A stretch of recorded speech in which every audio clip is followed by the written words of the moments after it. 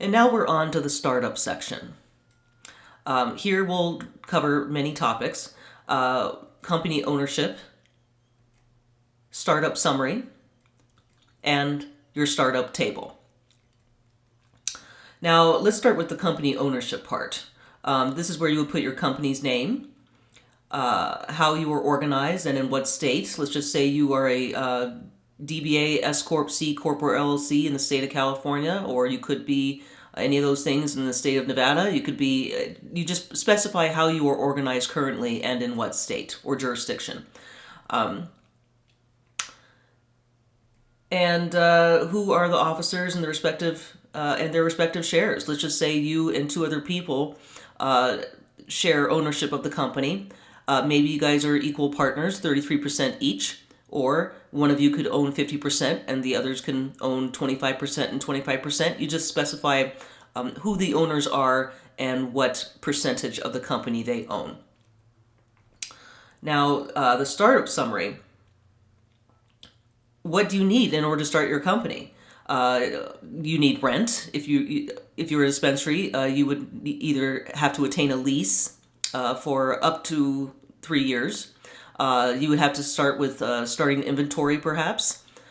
Permits. The city, state, or county requires you to pay fees and apply for a legal cannabis license. So you would need money for that as well. And marketing, public relations.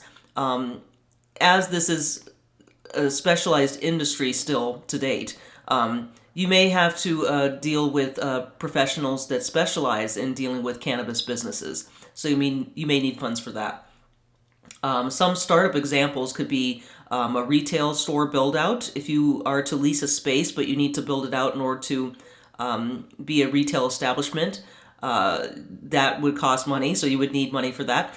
Point of sale systems. There are many specialized systems in the cannabis industry that also have track and trace data in there where they automatically communicate with the state regulation software. And I believe that there's a startup fee for that. There's also a monthly fee associated with that. So there are several out there, so do your homework and see which one would work best for you.